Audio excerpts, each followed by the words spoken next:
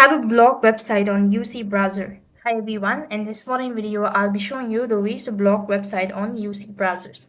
So for that keys, what you have to do is you just have to go ahead and make sure that the device is connected to any internet service. And there's no such direct way of doing it, so however you can use a third-party application.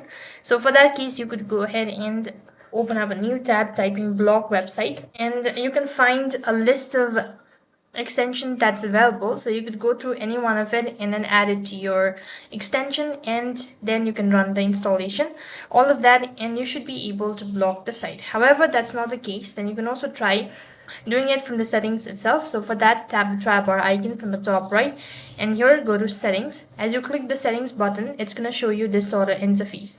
Here from the left hand side bar, go to others, and as you click on others, then you should be able to find this option. So under privacy, you just have to go to content settings, and here you could go ahead and make changes with your information as block sites from any settings or data. When you've enabled this, click on the done button, and that should be able to fix it.